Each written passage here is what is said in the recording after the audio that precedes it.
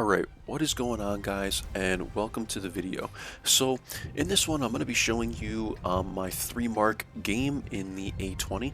And this tank, guys, I've had one video on it before. I did like 4,500 combined damage, but I've been working at trying to 3 mark it. It's an interesting tank with the gun it has. The 45mm is not the best. The penetration is really what really lacks on this thing. And I know I've talked about this in another video, but most people that watch my videos, I don't have a lot of views obviously, but most people that watch probably aren't subscribed. So this might be the first video you're seeing. So, obviously I like to, talk about the tanks every time I start the video off, guys. So in the A-20, again, you could play, it's mostly an active scout, but you could play it like a passive scout like I'm about to do here from the start. But yeah, the gun is just really what lacks on this thing, guys, so I recommend loading a lot of APCR. Anyway, we're on Fisherman's Bay here. And this is a bush I love to come to, guys, on the south side. I've talked about in my other videos how to spot the north side of this map, but never really touched on the south side. So now you see the Chaffee is going to come up here, guys, and press, and this is why I have to ultimately leave this bush. Luckily, I don't even think I took any damage at all, and the Chaffee is dead. So don't do that, guys. If you play up from the north spawn, that's not a very smart play to make. He just YOLO'd out, and even if he got away, he would have lost pretty much all his HP anyway. So now that I have to leave this bush over here, guys, I'm going to just pause for a second and explain this. So normally I sit in this bush, but now that I've gotten spotted, I don't want to return to that bush because, I mean, from this bush line, if you come into this bush line, you have a lot of bushes, so it's easy to approach and get back into this bush line, if you're spotting there currently. With this bush over here and these other bushes, it's very tough to return to these bushes, especially when you have people that are sitting like over here, which doesn't quite happen yet, but you'll see that the Firefly moves up and gets right into this FG area, like right in this building. People always love to hug this windmill just because it keeps them safe, but it's not. I really don't like making that play because then you're just sitting there the whole game. You can't really do anything. So that's a good play to make from the north if you're in a light tank and the game has progressed, but there's other places you can go first. But in any case, guys, what I'm saying is if you try to get returned to these, especially at higher tiers, if you try to return to these bushes, chances are very likely that you'll have even someone like back here or in this bush line that will spot you as you're coming back into that bush. So I don't recommend returning. You see that I have not done that. I don't recommend returning to this bush once you've initially been spotted because it's just too dangerous in my opinion. So I, pretty much stay away from that bush. We come through this way. We spot the fire. I wasn't expecting to spot the Firefly here, so I kind of had to run away at an awkward angle.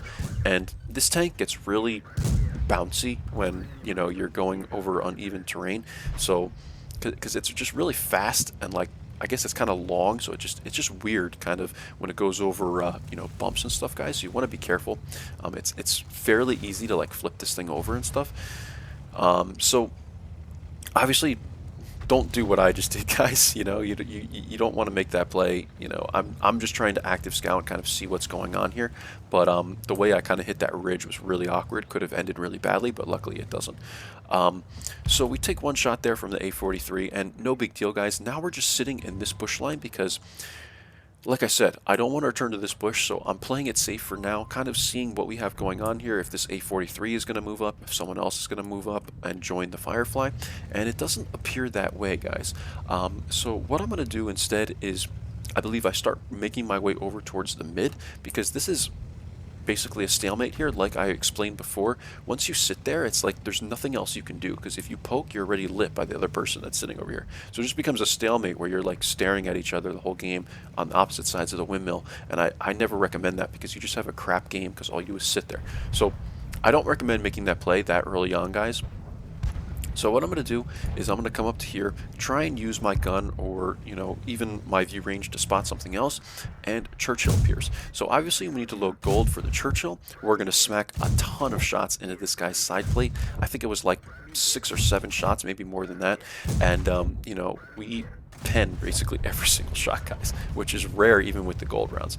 But we, I think we get spotted, and also I run away from here, and you know, Churchill's dead. So we're at over 1,000 combined already. So this is looking really good, guys. And I believe I was at 94%, 94.3%, something like that, before this game. So already when I'm at 1,000, I'm thinking this is pretty good. Get another 500-600 more, and I probably have my 3 mark. As it turns out, I think this is almost like a 3,000 combined game. So we really got it, with a lot of extra to spare. So really, guys, 6-1. Like, I'm pretty sure we're gonna win this game. But what I'm going to do here is just come up to this bush line, and we have to spot these guys in the back at some point, regardless of how the rest of the map is kind of progressing. So we're going to come up here, and A-43 spots me, and the reason he spotted me was because I came out too far over here. I kind of couldn't make up my mind. I didn't know if I wanted to come to this bush line or keep going. So I kind of went out too far there, and the A-43 spotted me. Luckily, we spot the Jackson, okay, as he's shooting over towards the mid. And we're going to stop here because I know I'm unlit now. At least I thought I was. Maybe I wasn't. But we're going to take a couple shots there at the Jackson. And even with the gold rounds, guys, like, it's orange. So 50-50 on penning, pretty much. We're going to return to the same bush line. And I'm going to stay now, guys, kind of in the middle. And that's kind of what I was explaining before, is if you're approaching this bush line, you have a whole bush line. So it's pretty easy to stay unlit for the most part if you're approaching there with a decent amount of concealment rating. So I come up here, and I'm going to get into this bush here, and from here I can spot the Jackson, and we also spot the A-43. I'll go to my view. We spot the A-43 coming up, guys, and towards as he kind of gets into this bush, that's when I'm going to shoot him. But I still got lit there. It might have been from him, might have been from someone else, but in any case, I have to move, guys, and we do get one shot into him. And now, since it's 10-4, guys, I was going to stop here, but I decided to just be very aggressive, and it kind of paid off, kind of didn't pay off. 11-4, like, I just want to get aggressive so I can get some more, damage and spotting damage here, because I want to 3-mark the tank. So we're going to put a ton of shots into this A-43. We had some lag there for sure. I mean, the gun was past the building, but I hit the building, so, or maybe it was just not necessarily lag, but just one of those errors in the game. So here, guys, you can see the T-67 YOLOs us. I get one shot into him. My situational awareness is pretty good, so I see the T-67 coming, and I know he's going to basically clean me up, so I put one shot into him, and then I ram him instead of, trying to run towards him or run away or whatever. That way I do another like 80 damage to the guy, so we did like 140 damage there. And overall, guys, in the end plates it was a little more spotting damage in this, but with that extra ram and stuff, it puts us at almost 1,000 damage, and I think we did like 2,000 spotting damage in the end plates, so 3,000 combined, and that will get us the 3 mark. So instead of doing what I did here, guys, you can kind of sit in this bush here or come up to the building and then run back or something like that. You don't have to YOLO in like I did, but that's just what I wanted to do to try and maximize my use and maximize the numbers up here. And I actually love marking tanks, guys, because when you mark tanks, you're more concerned, especially light tanks, I should say, you're more concerned with the spotting damage. Because spotting damage is going to be half, if not more, usually more than your damage. So that's why I really love marking tanks, because it makes me very, what word can I use? I don't say like humble, but like I don't, I'm not greedy. Like I will let other people take damage or let other people damage tanks. Like I won't try and like block tanks off or something like that to get damage. Like I'm only concerned about the total, the overall. So that's why it's really cool to in my opinion, to mark tanks, guys, because you don't play so greedy, and it's more fun to play in that way, because when you try to play for W and 8, you're really just focused on damage and kills, and you can become a very toxic player when you're trying to to keep your WN8 high or to have good games in terms of WN8, because WN8 does not count assistance damage, guys, and that's a big kind of error with it, because back when it was created, assistance damage wasn't really counted. So we're going to go ahead, just kind of fast forward to the end of this game, guys. We'll get into the end plates, and I'll show you guys my 3 mark. Not a super, I mean, it was a good game overall, right? But nothing special, nothing super special about this game.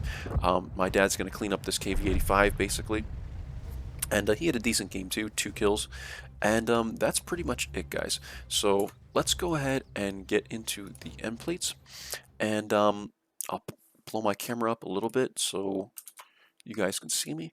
And yeah, nothing really more to say about the game other than that, guys. Um, like, I do kind of want to touch on how to scout Fisherman's Bay. I will do that as we kind of bring up the end plates here. I have them all here already. So we 3 marked this tank, guys. And we got first class. I went through these end plates in a video before this, but something kind of got a little messed up with the sound, so I'm redoing it now. So I kind of already drew on this. 614 damage for my dad with the special badge here, 961 damage for me. I'm not sure what badge he got. And I got 1 kill, he got 2 kills. So a decent performance overall between the two of us. And 961 damage, 2018 assist damage, 24,118 coin, guys.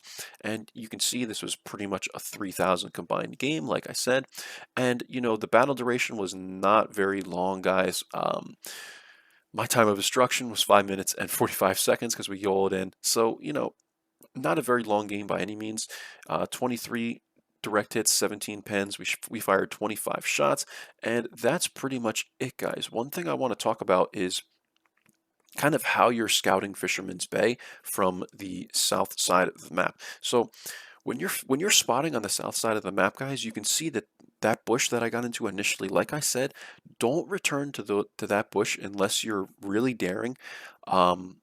Just because it's, in my opinion, it's not worth it, guys. Like, if you get spotted there, chances are you're probably going to be dead because it's in the wide open, you know. And I've been on both ends of that. I've been on the side where I get wrecked trying to return to that bush, and I've been on the side where I'm wrecking someone else trying to, spot from that bush. From there, guys, that valley you see kind of on the side there, there's multiple spots you can go to as your team is progressing to move up and continue to spot. But what I recommend is you go to that bush line in the middle, like I showed you, as we were moving up there, and you can spot the rest of people from there. Then you can dip down and go by that rock over towards where I should have done this showing you guys on the map, but where at the very end where those buildings are, you can go up to that rock, and there's the bush right next to the rock. And from there, guys, then you can move, up entirely. But that's how I recommend, as you can obviously go back and watch the video again, but that's how I recommend scouting this from the south, guys, because scouting from the north side on Fisherman's Bay is much easier in my opinion. The south side becomes a little tricky.